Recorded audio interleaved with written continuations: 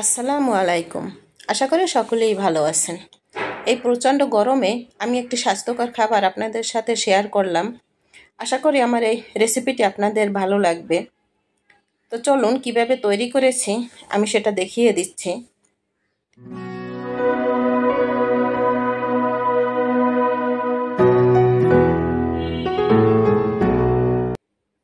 আমি এখানে 1 কেজির একটি পেঁপে নিয়েছি। 1 কেজি পেঁপের অর্ধেক কেটে নিয়েছি। এভাবে আমি ফালি করে কেটেছি। আমরা যেভাবে মুরগির মাংসের ভিতর যে আলুগুলো যেভাবে কেটে দিই সেভাবে কেটে নিয়েছি। এখানে আমি একটি মুরগি আধা কেজি মাংস নিয়েছি, কেটে ধুয়ে পরিষ্কার করে নিয়েছি। চুলায় একটি ফ্রাই প্যান বসিয়ে দিলাম। এখন আমি এর ভিতরে তেল দিয়ে দিচ্ছি আধা কাপের মতো। এর ভিতরে আমি 3টি কুচানো পেঁয়াজ দিয়েছি। আপনারা ইচ্ছে করলে এখানে বাটা পেঁয়াজটাও দিতে পারেন। এখানে আমি 7-8টির মতো কাঁচামরিচ দিয়ে দিলাম, চিড়ে দিয়েছি কাঁচামরিচগুলো। এখন আমি এগুলো ভেজে নেব। এর ভিতরে আমি 2টো দারচিনি এবং 3-4টি এলাচ থেতলিয়ে দিয়েছি। এখন আমি 2টো তেজপাতা দিয়ে দিলাম। তেজপাতা আমি চিড়ে দিয়েছি। এখন একটু হালকা ভেজে নেব। ভেজে নেওয়ার পর এখানে আমি সামান্য পরিমাণে পানি দিয়ে দিলাম, যেহেতু আমি গুঁড়ো মশলা দেব। এখানে আমি 1.5 চামচের মতো রসুন বাটা দিয়ে দিলাম। 4 চামচের উঁচু করে 1 চামচ আদা বাটা দিলাম।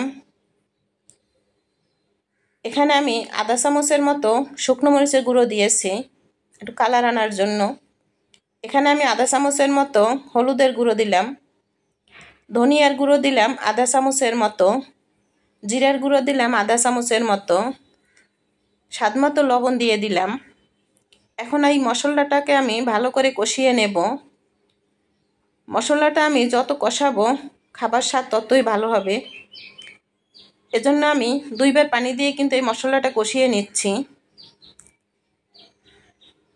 কষানোটা প্রায় হয়ে গেছে, তেলটা উপরে ভেসে এসেছে। এখন আমি মাংসগুলো দিয়ে দিলাম। 2 কেজি ওজনের একটি মুরগি আমি এখানে আধা কেজি এই পেঁপের জন্য কেটে নিয়েছি। এখন আমি মাংসটা ভালো করে ভেজে নিলাম। এখন আমি এর ভিতরে পেঁপেগুলো দিয়ে দেব। এখানে আমি আধা কেজি পেঁপে দিয়েছি। আধা কেজি মাংসের ভিতরে আধা কেজি পেঁপে দিলাম।